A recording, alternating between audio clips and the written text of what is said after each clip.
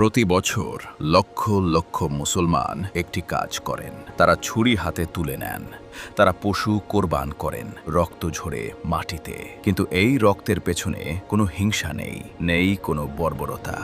এই রক্তের পেছনে আছে একটি পিতার অশ্রু, একটি পুত্রের অসাধারণ সাহস, আর একটি মহান আল্লাহর পরীক্ষা। আপনি কি জানেন সেই রাতের কথা, যেই রাতে একজন পিতা স্বপ্ন দেখলেন? সেই স্বপ্ন যা ইতিহাস বদলে দিল চিরতরে। আজ আমরা জানব কুরবানির সেই অবিশ্বাস্য ইতিহাস। কুরবানি শুধু একটি ধর্মীয় বিধান নয়, এটি একটি মহাকাব্যিক ঘটনার স্মৃতি, একটি ইবাদত যা আল্লাহর সন্তুষ্টির জন্য সর্বোচ্চ ত্যাগের প্রতীক।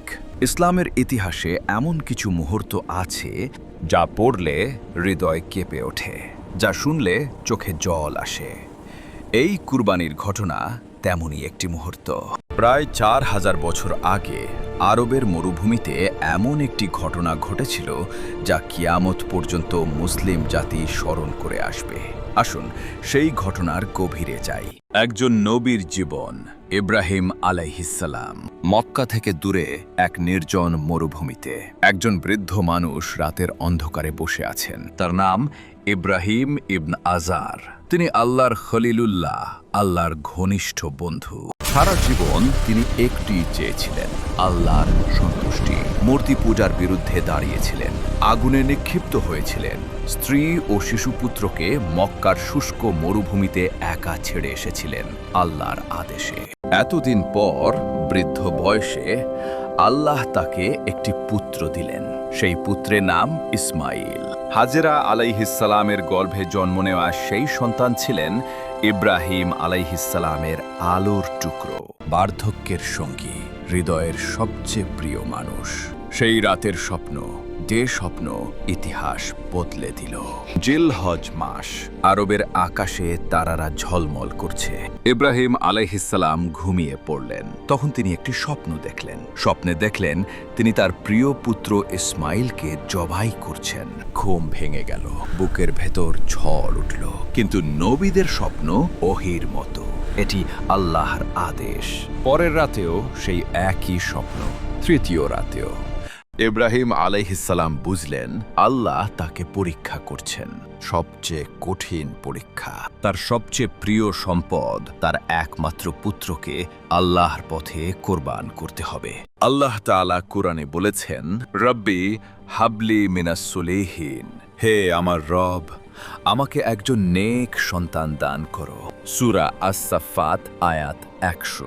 সেই দুয়ার ফল ছিলেন ইসমাইল। আর এখন সেই ইসমাইলকেই কোরবান করার আদেশ। পিতা পুত্রের সেই অবিস্মরণীয় কথোপকথন। ইব্রাহিম আলাইহিসসালাম পুত্রের কাছে গেলেন।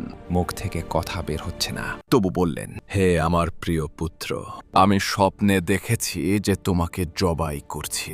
বলো তোমার মতো কি? এখানে থামুন একটু, চিন্তা করুন। একজন পিতা তার কিশোর পুত্রকে জিজ্ঞেস করছেন, তোমাকে কি জবাই করব? ইসমাইল আলাইহিসসালাম কত বছরের? মতভেদ আছে, তবে অধিকাংশ আলেমের মতে তিনি তখন সাবালক, বিবেকমান।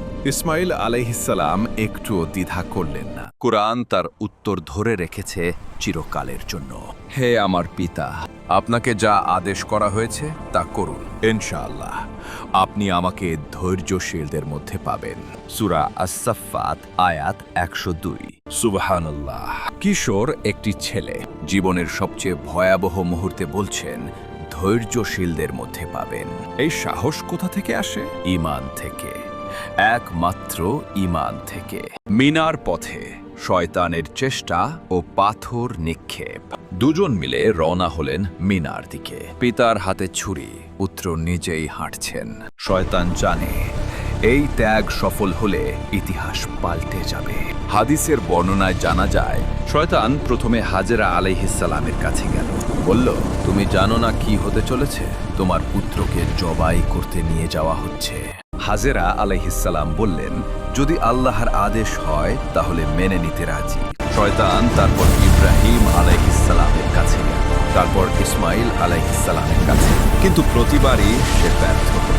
ইব্রাহিম আলাইহিসসালাম 3 জায়গায় শয়তানকে পাথর মেরে তাড়ালেন। সেই স্থানগুলোই আজকের হজের জামারা।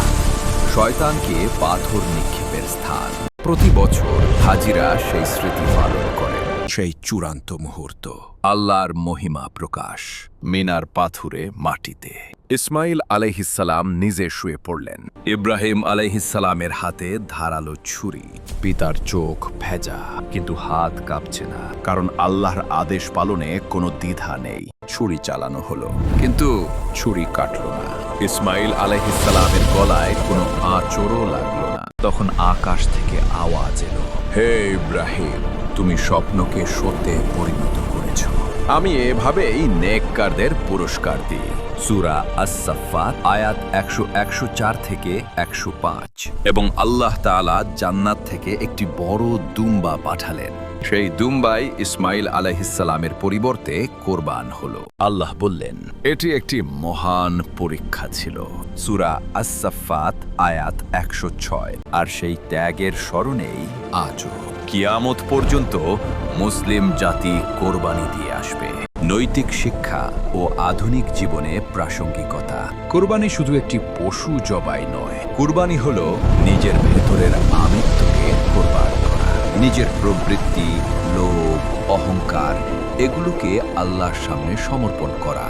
আল্লাহ কুরআনে স্পষ্ট বলেছেন, আল্লাহর কাছে পৌঁছায় না তোমাদের কুরবানির রক্ত বা মাংস, বরং তার কাছে পৌঁছায় তোমাদের তাকওয়া। সূরা আল-হজ আয়াত 37। ইব্রাহিম আলাইহিসসালাম শিখিয়েছেন, আল্লাহকে ভালোবাসতে হলে সব কিছু ছেড়ে দেওয়ার প্রস্তুতি রাখতে হবে। ইসমাইল আলাইহিসসালাম শিখিয়েছেন, আল্লাহর আদেশের সামনে নিজেকে সমর্পণ করাই প্রকৃত ঈমান। আজকের দুনিয়ায় আমরা অর্থের পূজা করি, পদমর্যাদার পূজা করি। কুরবানি আমাদের মনে করিয়ে দেয় সব কিছুর উপরে আল্লাহর সন্তুষ্টি। প্রতিটি কুরবানির পশুর সাথে আমরাও যেন আমাদের হৃদয়ের অহংকার, লোভ আর গাফলতিকে কোরবান করি। আল্লাহুম্মা তাকাব্বাল মিন্না। হে আল্লাহ, আমাদের কোরবানি কবুল করুন।